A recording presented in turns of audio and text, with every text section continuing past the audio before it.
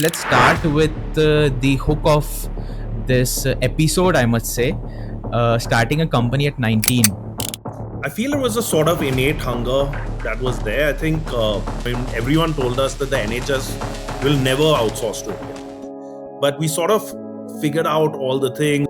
Yeah, so actually, I was a dyslexic kid. I was highly dyslexic, right? Terrible at spellings, terrible at reading when I was a kid, right? What was the biggest risk that you took? I ended up putting all of that, and I literally mean all of that, into Ognito.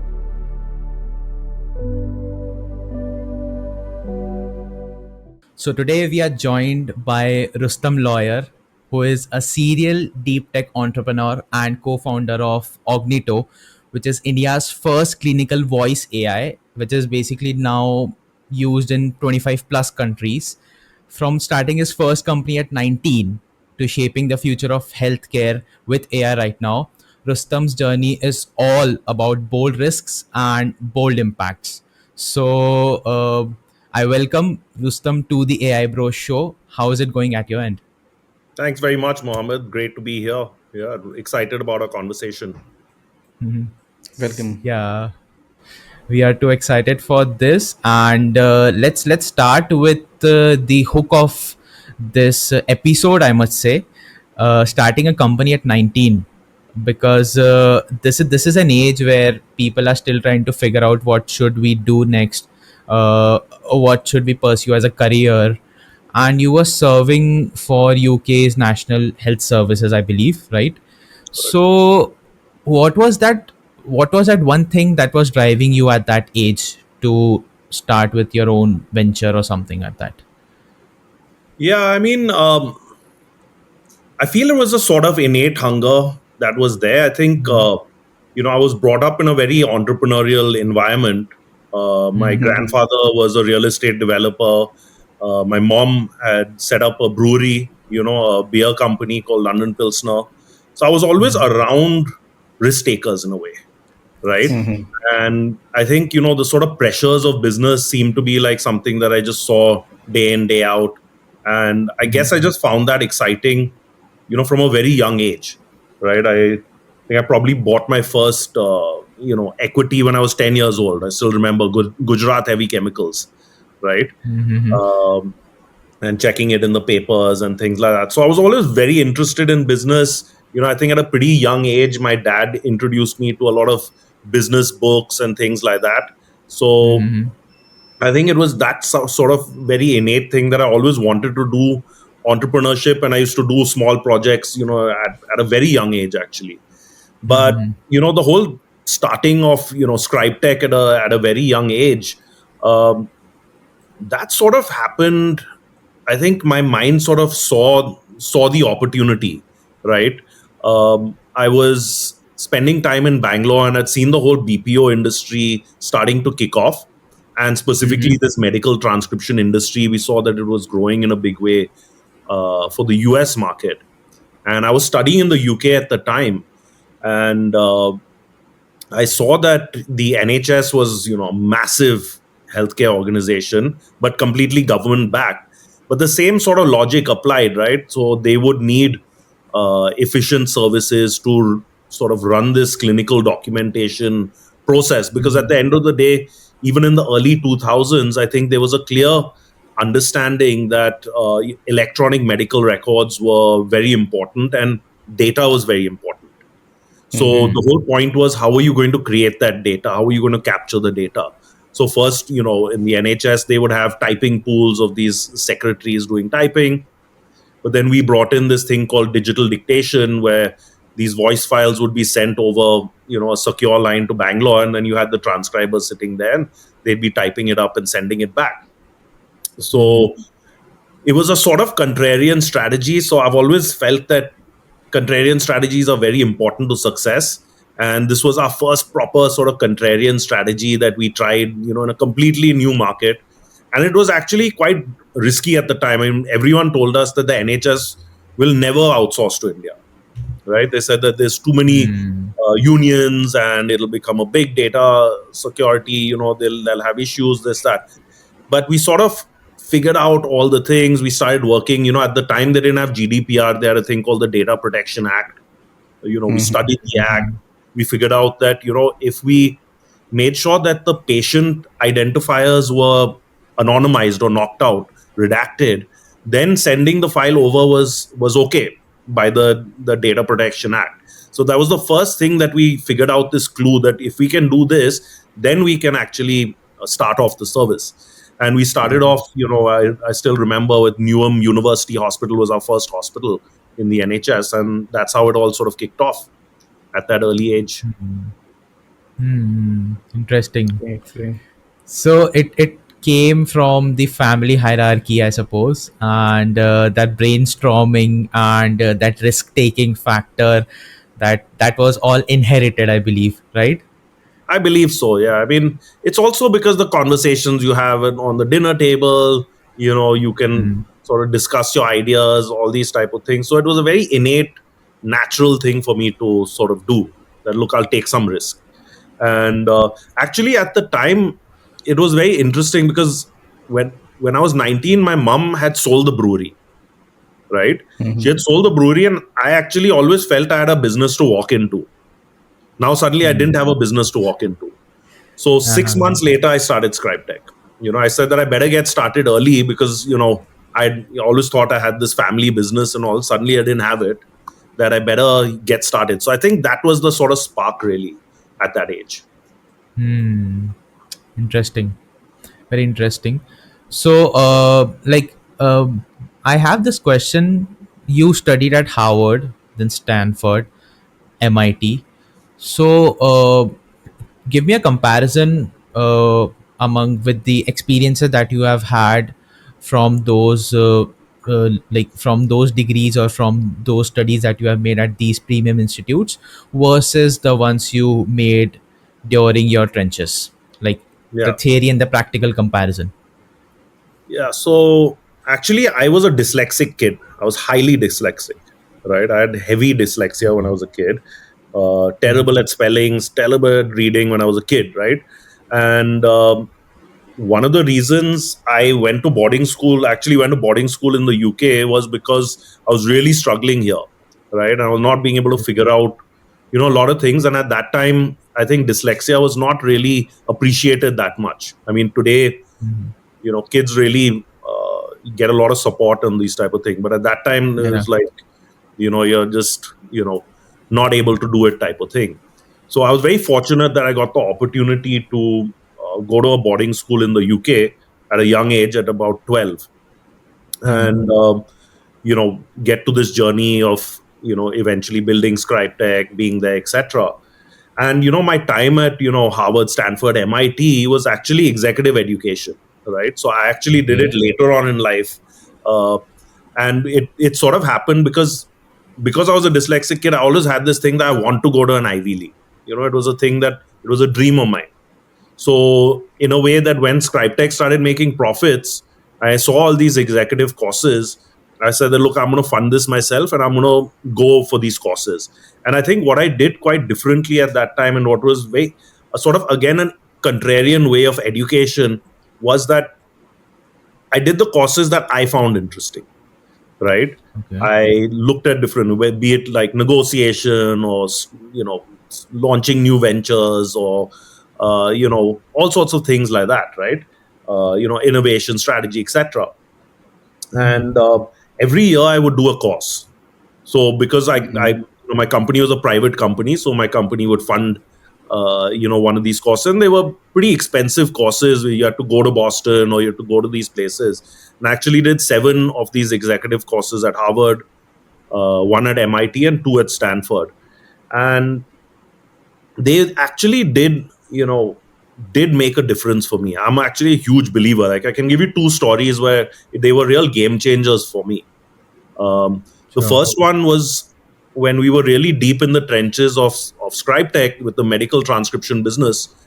I was very concerned that automation was going to come and manual transcription, people sitting and doing all this BPO work, was going to go away. And this was around 2013 or so. And at the time, there were only 2 real big clinical speech recognition giants that existed. Both were American companies. One was a company called Nuance Communication, which had a software called Dragon. Uh, and then there was another company, M Model, which is owned by 3M now, right? So these were the only two sort of monopoly guys who, and there was very expensive software that hospitals, in radiology departments, etc., would use. And you can imagine this is well before Gen AI and things like that. Even deep learning had just started in 2012, right? So think about it, it was very early days. Yeah. And at this course at Harvard, I remember Professor Bruce Cleveland, and I was sitting with him and I said that, what do I do? Right? This is a big challenge. Do I try and contact these big speech recognition companies and, partner with them to make my company efficient and this and that? And I remember he was an American guy and he was like, sounds like you got to build your own speech recognition or you're toast. Right? And I remember that very clearly. And that sort of sparked off this thing. Now, again, because we were private company, we were profitable, I could do some crazy moves. So I actually hired a professor from MIT, believe it or not, right, to be my tuition teacher in speech recognition, right? And she was a consultant, a lady, Lauren Wild, and she was consulting, for companies and things like that. So we hired her, we brought her down to the UK, and we really mapped out and to understand that how do you build a speech recognition system. Like, we know the transcription part, there's data, aspects which are there, etc. So then I learned, what is an acoustic model, what is a language model, all these things. And imagine in 2014, I bought 42 GPUs servers, right? Imagine in 2014, 42 GPUs, and we started training, large, acoustic models and language models and things like that.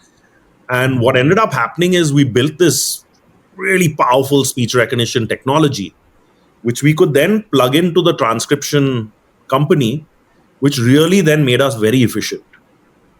Right? We didn't need as many people. We could really run it essentially with, just the quality checkers. And in a way, that was like a reinforcement learning for the technology, right? It then started really becoming world class, right?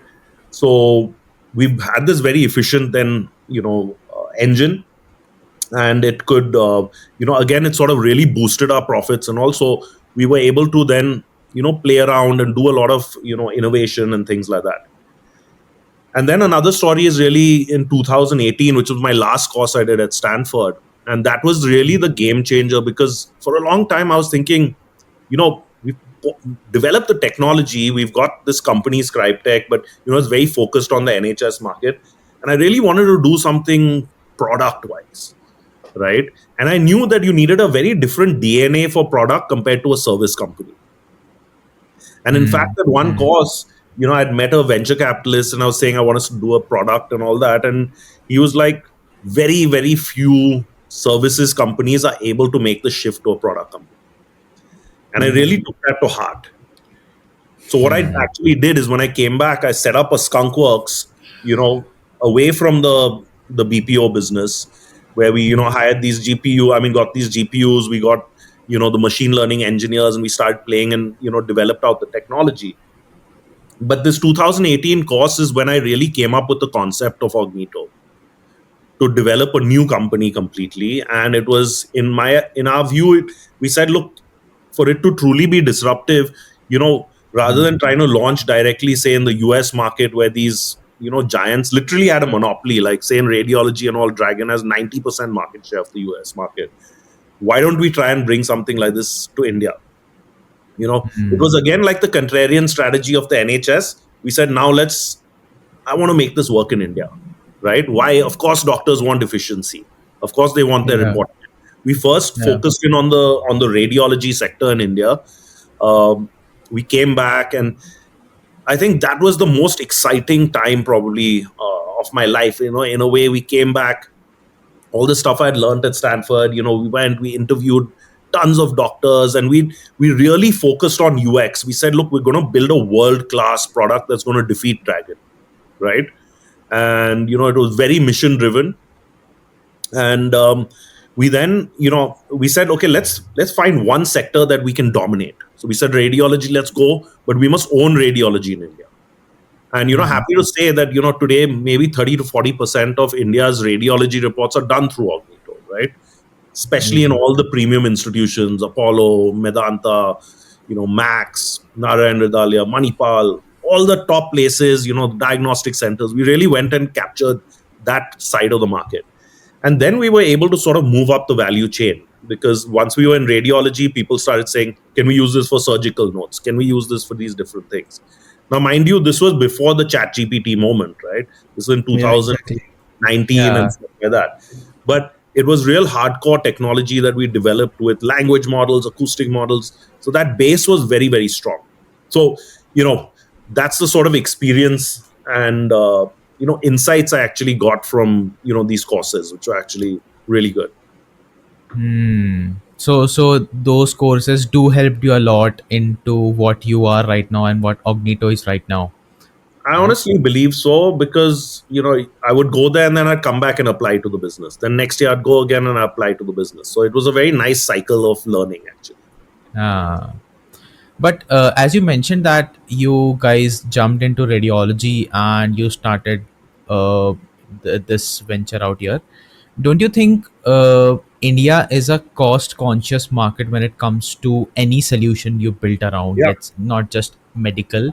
You talk about any solution. We are a cost conscious market where we need the best in the least amount possible. So absolutely right. how did you manage all those equations into radiology so that you can give the best in the least amount possible? Yeah. So what was interesting is that Dragon was selling not their latest technology in India, right? So they were selling literally, CD-ROMs at the time, for 1 lakh of rupees to doctors, right? Okay. But it was 2018, 2019 by the time I think we actually kicked off Ognito in Jan 2020, but started building, say, in 2019. But, at the time, what we did is we went cloud, we went SaaS, we did like, different pricing models, but we weren't cheap, right? So one of the things that, I did was, but we were reasonable, right? We were reasonable. So, but the pricing plans were such that people could pay on a monthly basis, on a yearly basis. So, it was 1/4 the cost or whatever of these guys. And that just took off then, right? Because there was a huge demand for it. It's just no one had made it easy to actually get it, right? And And this with is the an whole with thing an with ROI. disruptive innovation, right? That, uh, America is such a big market for Dragon that they didn't see India as an important market at the time, right? And we just caught that space and quickly, moved and got it, right?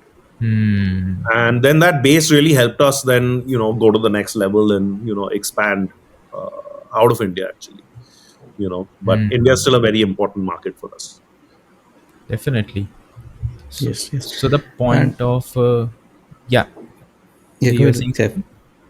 Okay. I was saying, apart from being cost efficient, we are also someone who looks after some reasonable solutions if uh, offered in a very sensible manner. So if the solution is reasonable but a bit out of the box, we would definitely try that out into our operations in India, specifically talking about, right? So do you believe in Yeah. that I area? mean, we were just very clear that we were going to build a world class product. Even if it was, for whichever market, we knew that first we have to build a world class product. So our goal was to build something that was, better than Dragon, right? Even though they're like $1 billion company or whatever, the goal was to build the UX so sexy to make sure that, everything, the quality, we knew because we had that transcription background was top class, like 99%, you know. So, and we went and we spoke to users like anything, right? We found out, what are all the things, automatic templates, command and control, macros, all these different features, which really made an amazing. So we had to make an amazing product, right? That was the first thing. So, we were going to give it cheaper, but we wanted it to be better, right? So I'm very clear. We were very clear on that. It's not like we're going to bring in a cheap solution. We want to bring in a better solution that was cost effective. So the focus was on the quality first, and then from day one. targeting the market.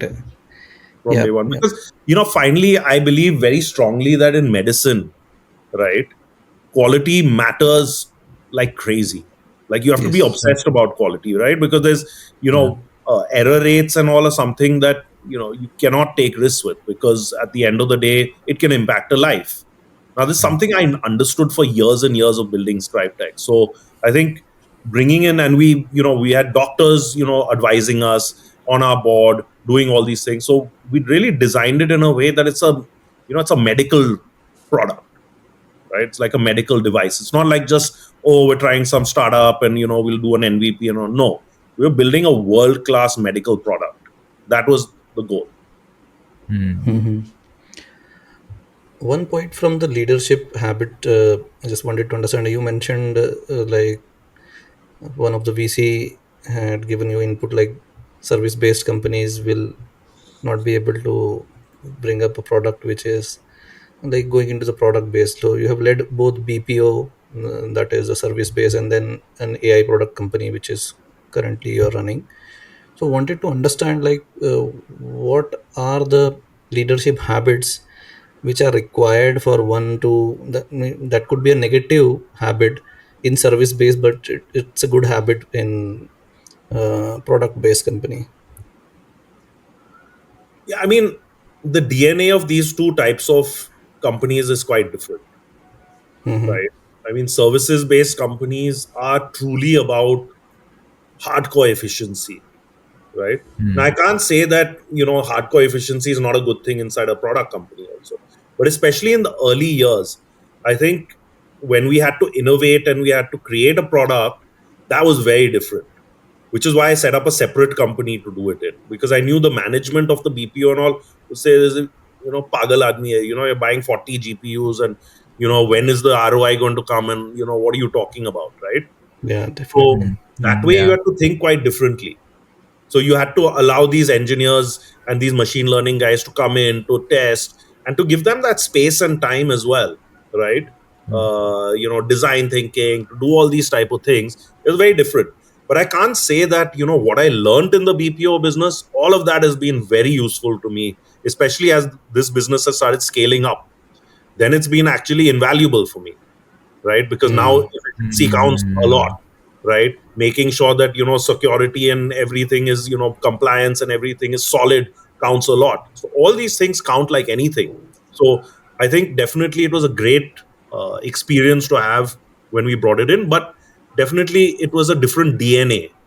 So we had to be willing to experiment and play with that different DNA. That was very important. Yeah, completely understand that because someone coming from a BPO service based background, the team which you mentioned, like you completely shifted you formed a new company itself. So the mindset shift is required. But again, in your case, maybe personally, you were studying a lot and understanding things and then taking up new things, and that worked in well in all the ways. Yeah. Yeah, yeah, And what we understand from a profile is like you are a deep tech entrepreneur and you have been working into multiple areas like agriculture, then clean energy, then now you are shaping the healthcare. So how these different industries has shaped up your mindset, like what has yeah. done, what the kind of impact it has created. Yeah, that was a very interesting period of my life. I think there was a period when Scribe Tech, I wasn't too sure. I've not really, the AI aspect had not come into my head as yet.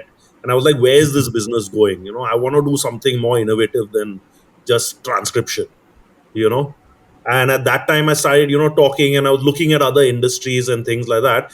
And then there was this Swiss company called Ascocoro. It wasn't a clean energy, it was a clean tech company. So they were into water treatment plants, right? Very advanced water treatment plants, cleaning water.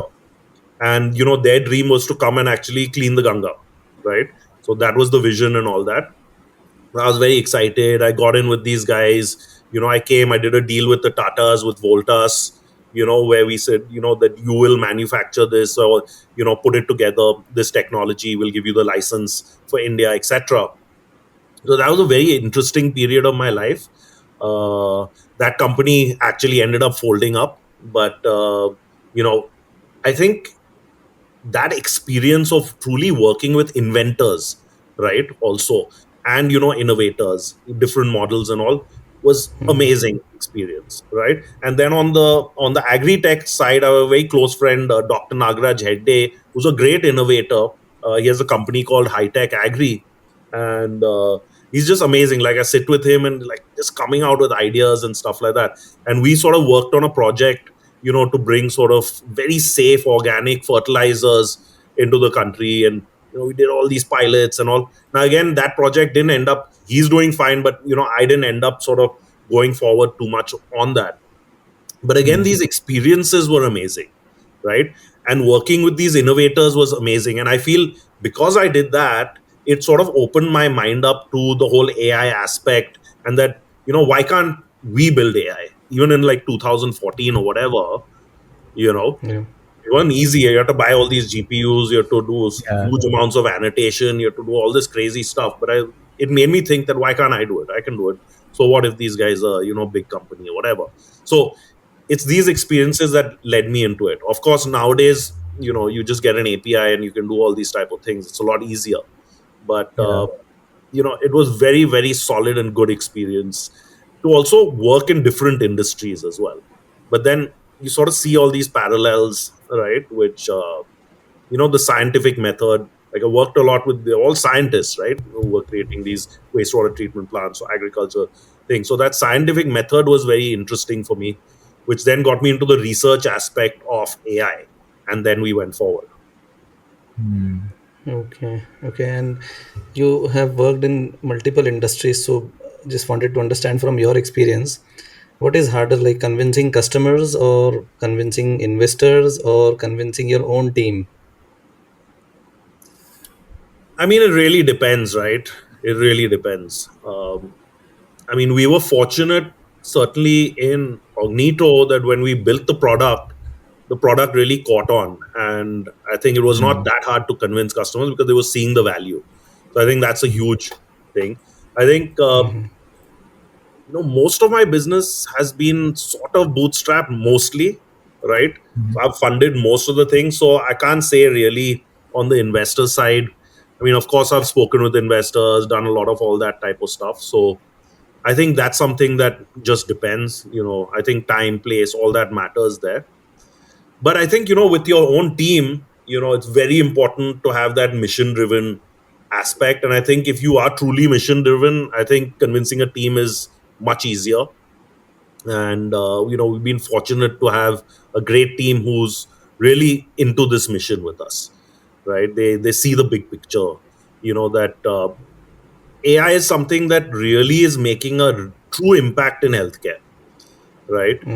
It's Yeah. in a way, what I say is like we're humanizing healthcare, right? Because if you can free up doctors' time, you give them that time to be more present with the patient, right? Point.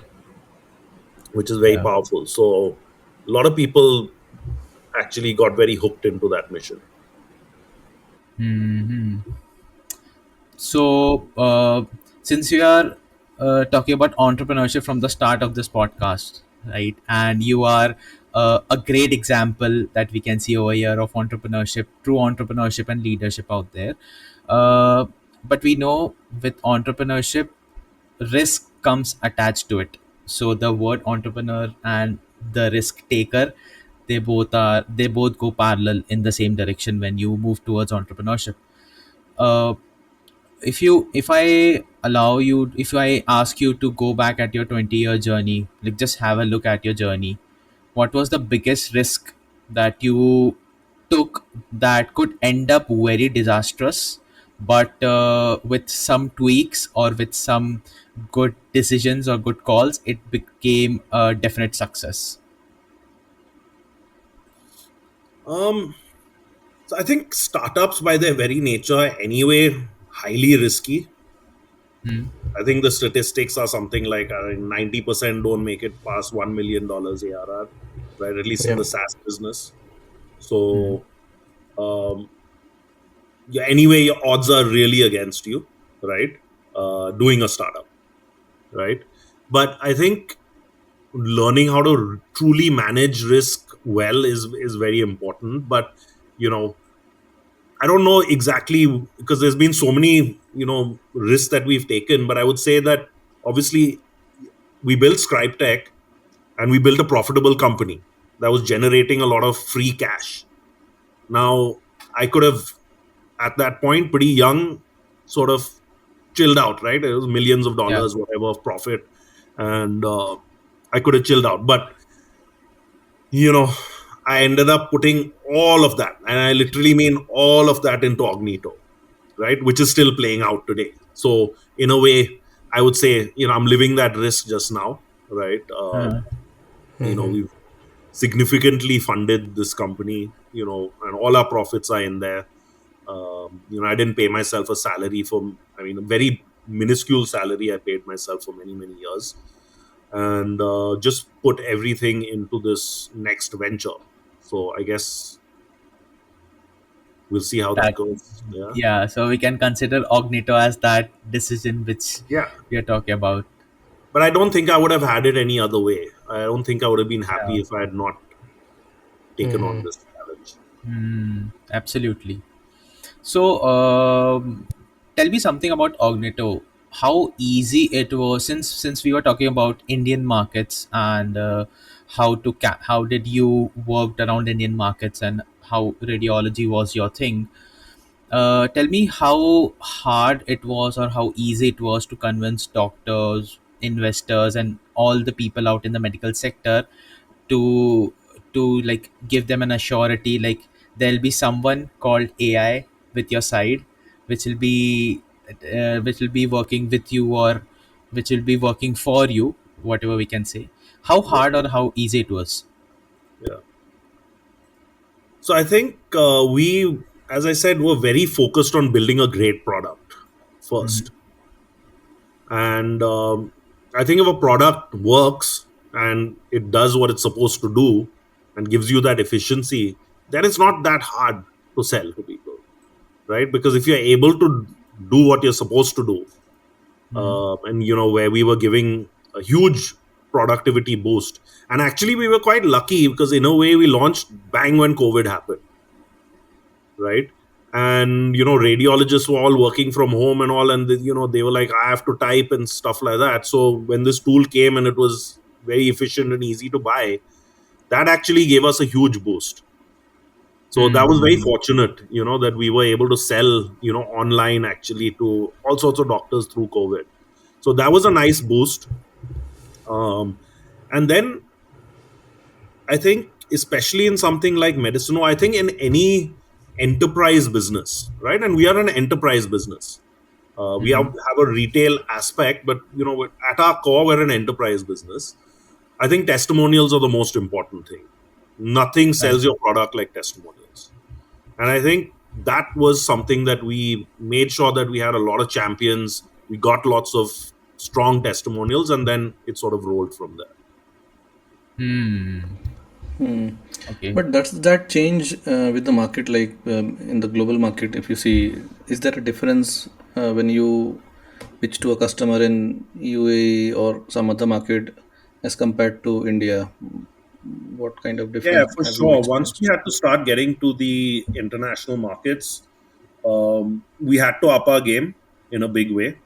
There was no doubt. You had to put a lot of local presence on the field. You had to make sure that you were rock solid on all the sort of regulations, data protection, make sure that you have all the sort of ISO 27001, SOC 2, HIPAA, in country servers, you know, all the sort of hardcore regulation that's needed in medicine. But again, a true protector was building a great product, right? And if you could get a great product in front of the doctors and you could get the champions, then that's how that sort of gets the business going. There's nothing like building a great product, and I think Okay. that's And what I mean is, you have to have amazing UX. You have to make sure that it works, that it's you have uptime. And think about it, like for doctors, if you become a critical part of their workflow and then you suddenly go down, there's a serious problem. Yeah. Trust me, like exactly. Absolutely. I know it from even my transcription business. If something went down, the pressure you feel from a hospital, if you're a critical service for a hospital or critical product for a hospital, and you go down, you are in serious, serious trouble, right?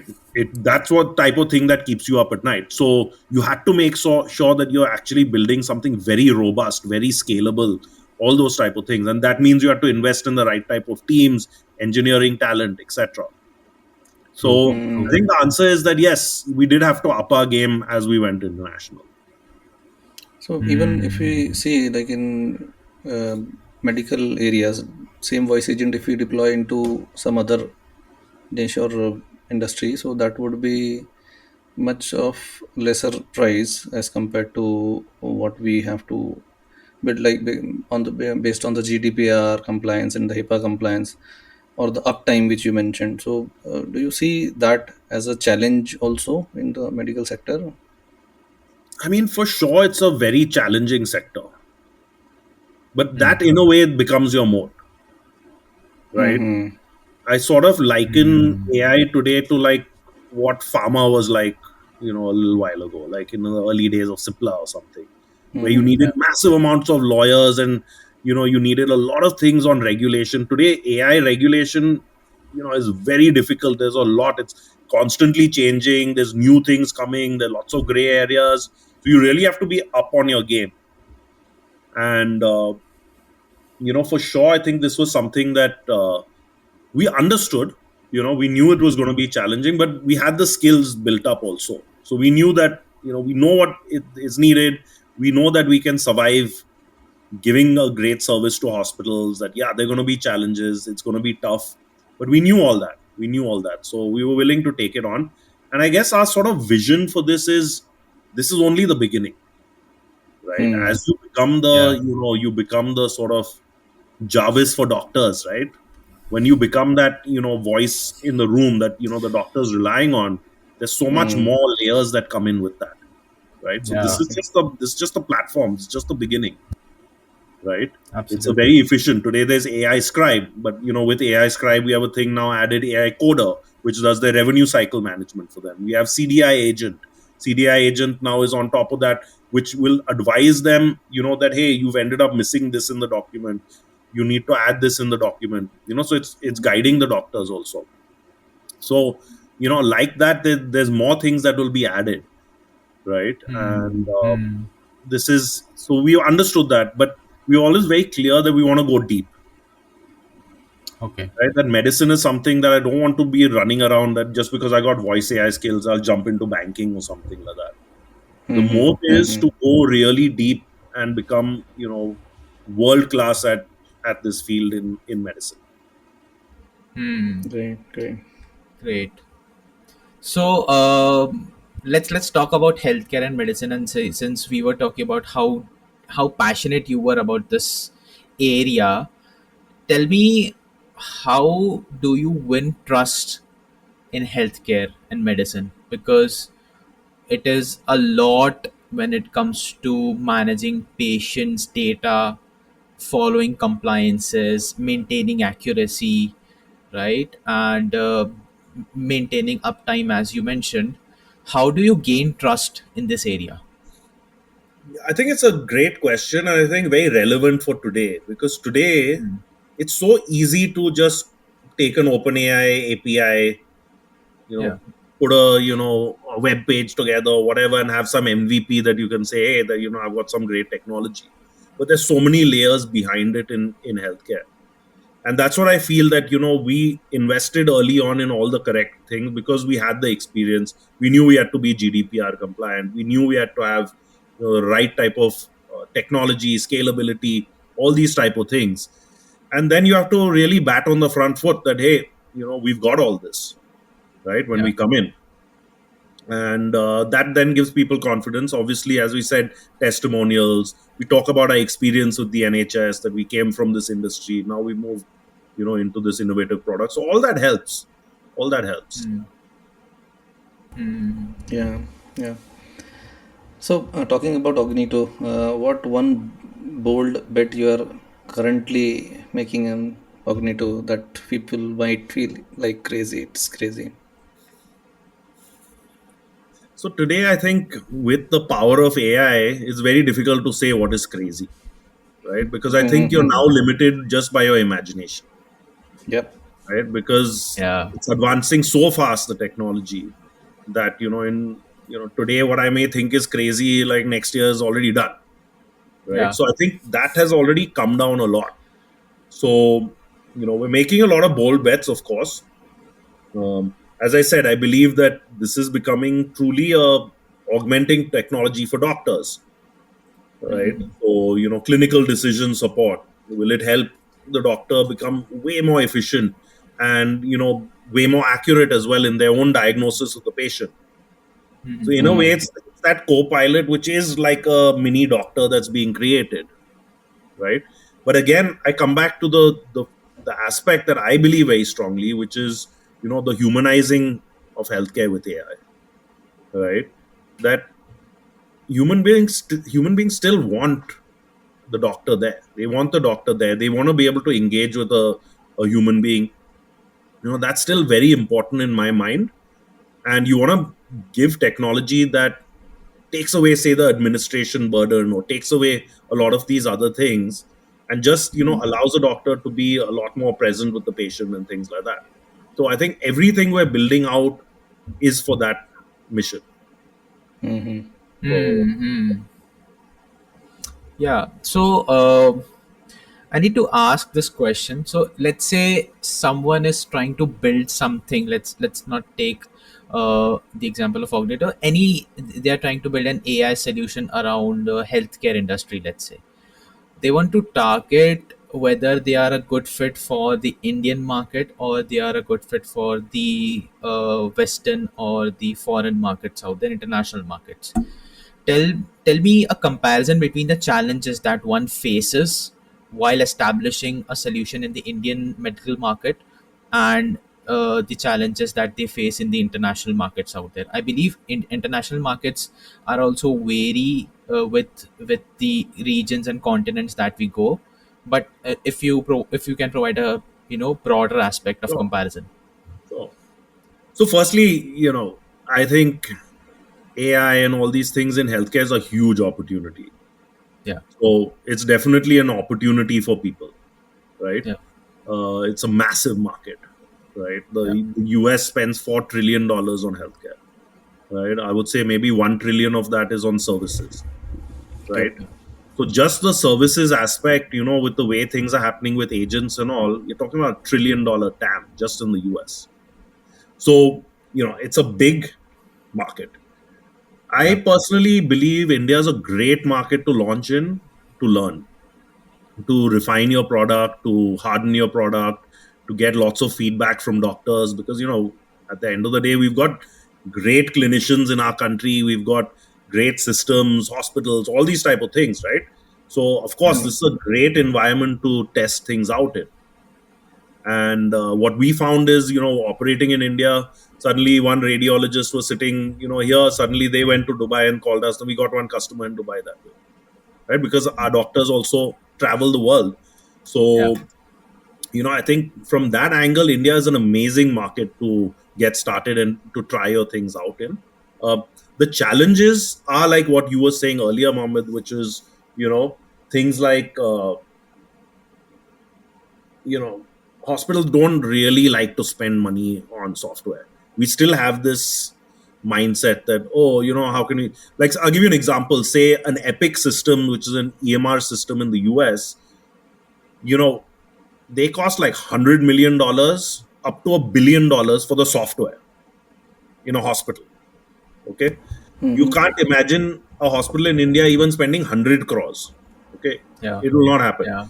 Not will they even probably even spend, maybe, some of the big hospital groups will send 10, 15 crores, something like that, right? Yeah. And most hospitals here believe that, a lot of hospitals say that we'll build the software ourselves, which you Yeah. don't find that much in other countries, right? Because in a lot of the other countries, like, the guys who build the software, and hospitals run the hospitals. So Yeah. that was one big lesson we learned, that, there were so many EMR systems when we came, that we were like, how do we integrate? So we had to find all these innovative ways, like we created a Chrome plugin, which you could then do field mapping and things like that. So there was a lot of innovation we had to do to get around it. But now, as we go into into let's say more mature EMR markets, right? Um, where there are a lot of standards for interoperability and integration and things like that. It's a very different playground in a way.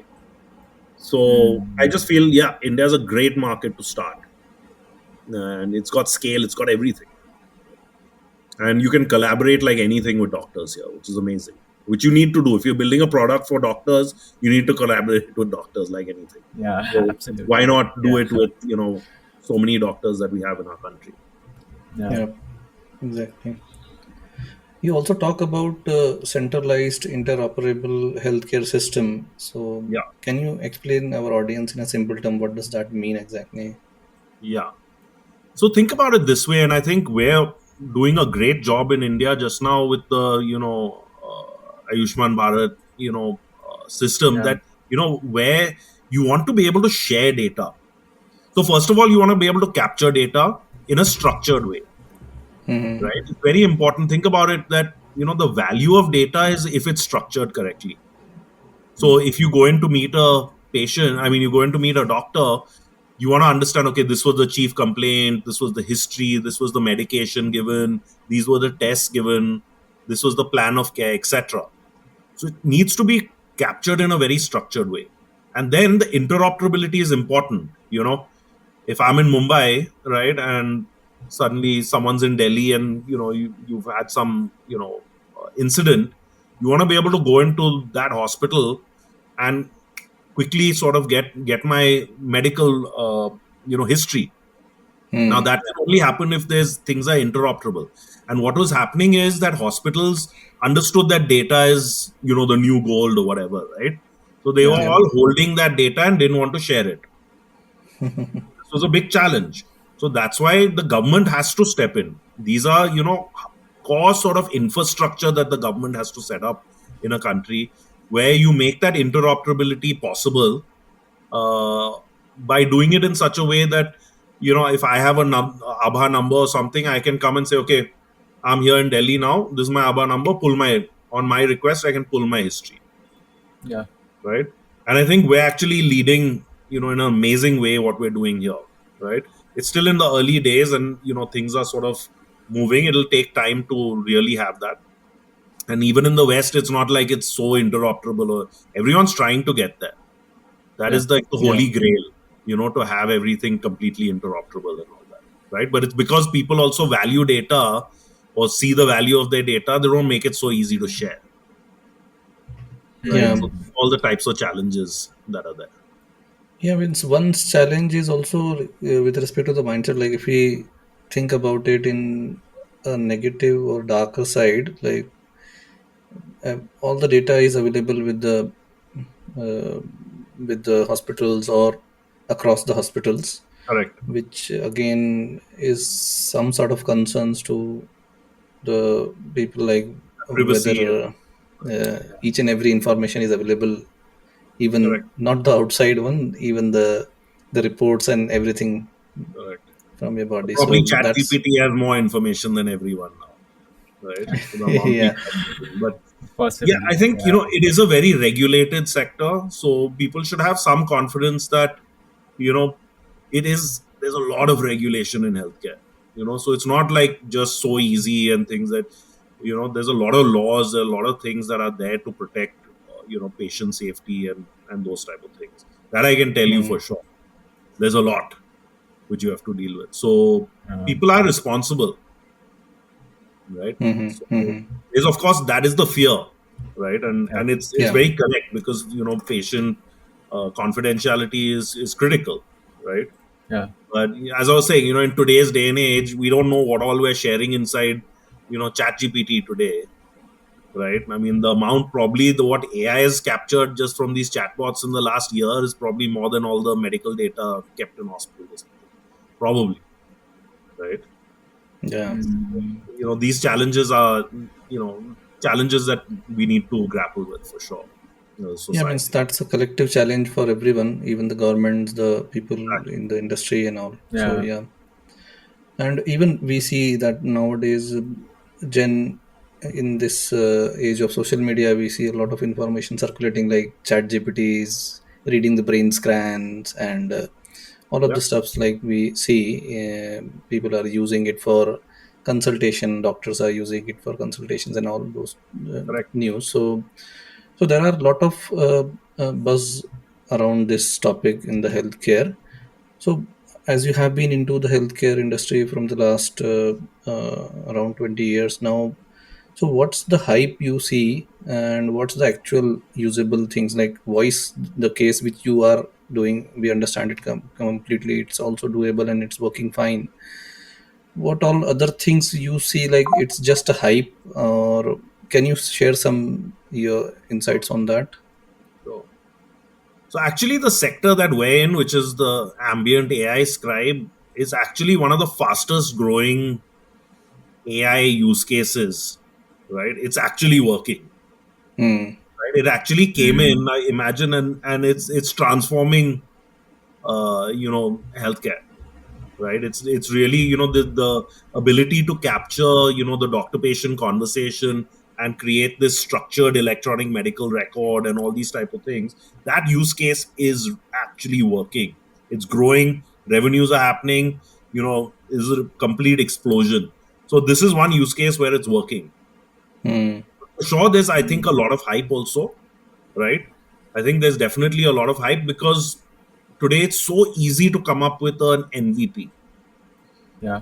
Right, what do you need today to create an MVP? Nothing. Right, you can literally do it, really, really Right fast. So provided obviously there are in, a lot of yeah. people trying. So, but I think, the ones that are going to end up succeeding are the ones that do the hard work also. Yeah. Right, because you have to remember, this is medicine. Right, so it's a highly regulated sector. Like, say for example, today we've actually got classification as a type 1 medical device. Like in Saudi Arabia, we've got SFDA, classification. Right, that's Mm-hmm. Saudi FDA. In the UK, Yeah. we've, classified as a type 1 medical device, now going for type 2. So there's a lot of regulation on it, and it's what you call, software as a medical device, new category type of thing. So, definitely there are going to be challenges to real, when you have to scale it up and you have to truly make it a success. These type of challenges are there, and you got to do the hard work, man. That's the thing. Mm. Obviously Mm. do the MVP, and always will encourage everyone, that try, and it's a great sector, but don't be fooled that it's going to be easy. Yeah. There are challenges, man. Yeah. Yeah. Yeah. So, tell us something about the Saudi market. How is it? How is it adopting AI into medical sector? Because you have been to Saudi Arabia Yeah. recently. Tell us So about Saudi is that trip actually, and everything. yeah, it's actually one of our core markets, and really, where we're seeing a lot of traction. Um, there's this vision 2030 that they have there, and I think AI and automating in healthcare is really, really important. And they're just taking it really seriously.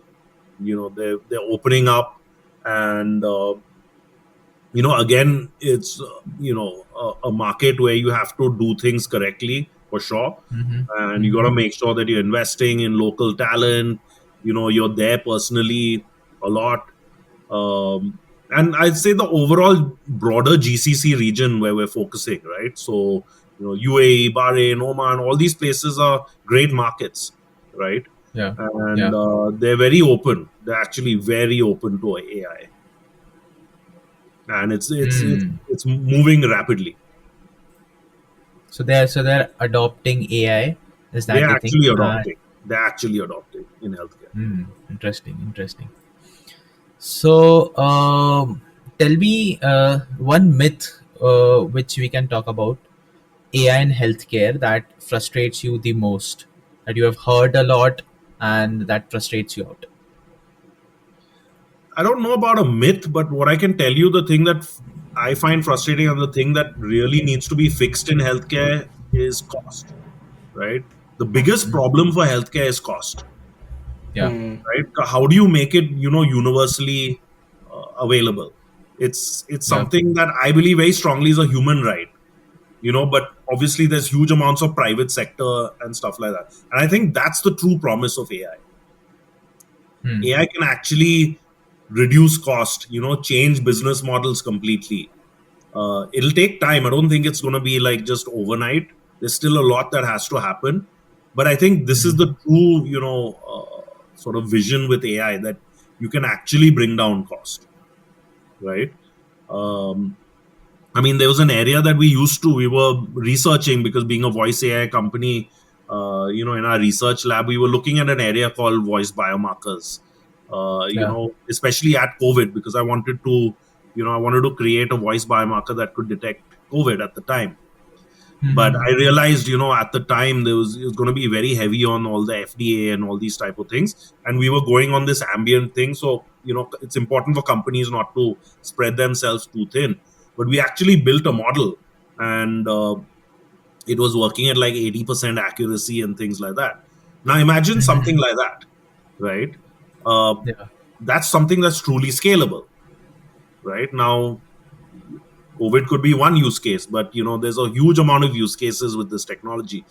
For mental health, what if you could just detect, what a person's, mental health things are? What if you could detect neurological conditions, like say a Parkinson's? We've seen actual papers that you can detect with voice biomarkers. So imagine it's a truly scalable technology that you can get out to anyone with a smartphone, right? So these are the types of things that will drive down costs. So I honestly believe that cost is the main challenge for healthcare. You have to be able to bring this cost down for people, because it can destroy lives, right? Yeah. You have a serious condition, and it can wipe out a family, right? So Yeah. this, I think, is the main thing. This is the main goal, I feel, with AI, that what it should be able to achieve. Yeah. So there Even should be an we say, equilibrium. Yeah. yeah, if, Yeah, so there should be an equilibrium between the cost and the tech that we are adopting, so that it should go hand in hand, and we could provide the best for best to the patients that are trying to get something good for themselves, and that are trying to get out of the situation that they are in. Yeah, yeah, Uh, for sure. There should be. yeah, and with that, what I also feel like, when we see the medical is this industry is also exploited a lot, like from the patient's point of view, if you see.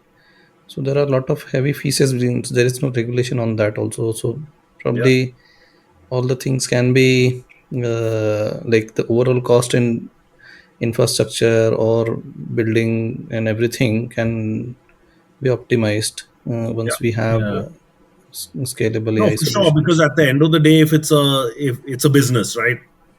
Now Hmm. businesses have their KPIs. They want yeah, to be profitable. They want to do all these things. So then, how do you manage the humanity part and the profits, right? So I think that is the big challenge of healthcare.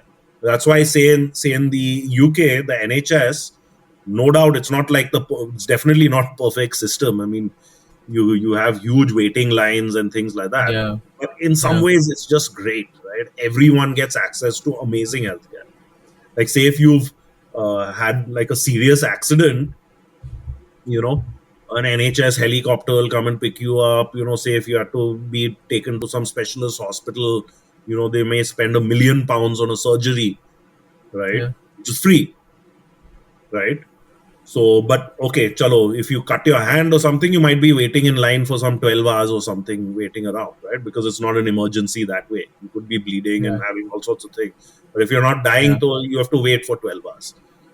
So it's not a perfect system, but it's still, there's a lot of humanity to that type of model as well. Now look at Hmm. the US. The US is a predominantly private thing, but they spend $4 trillion, yeah, right? Now, why are they spending so much money?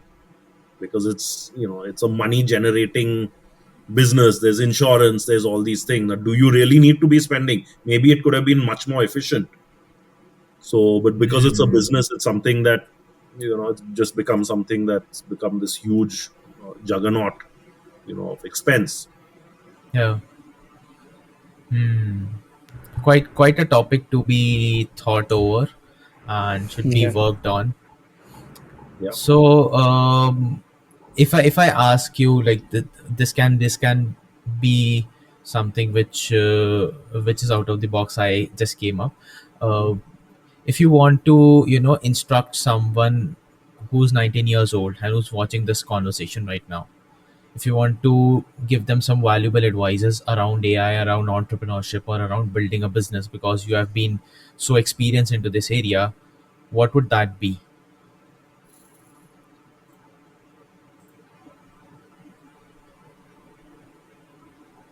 I would say the first thing, let's take entrepreneurship, right? Yeah.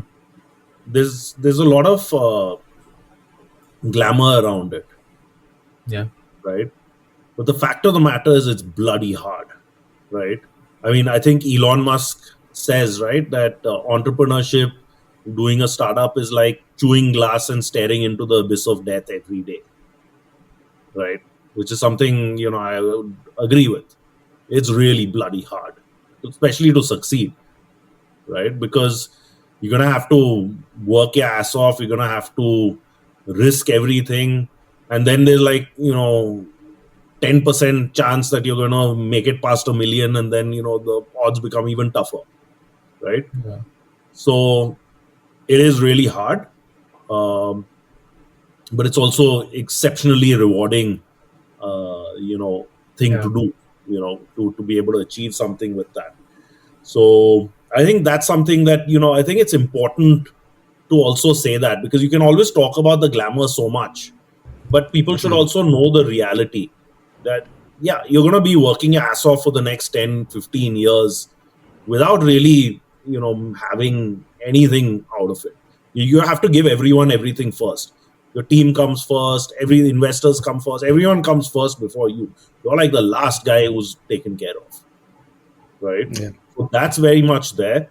Again, I would say that I would encourage people to look at healthcare. I think healthcare is a place that is a huge market, has huge opportunities, but make sure that you understand what is healthcare and you go really deep into it, to build amazing products. So I think that would be my advice, that definitely it's an amazing sector, best time in the world to get into it probably. uh, but go into it with your eyes open. Hmm. Quite a good advice that I believe everyone should consider and everyone should follow very aggressively, because entrepreneurship is something which takes everything to succeed into it. And in this AI era, people feel like entrepreneurship and starting a new business is easy, but I believe it's very tough in the cluttered market to stand out, to become something unique, and to be the one that you always wanted to.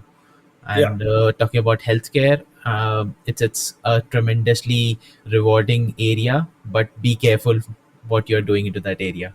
yeah, exactly, Yeah, yeah, yeah. exactly. So this was a great conversation around AI and healthcare and entrepreneurship, and I I cannot thank you enough for this conversation. Thank you so much, Rustam. Thank you Anything very much. that you would like to address, or you would like to say with our audience who are watching this podcast right now?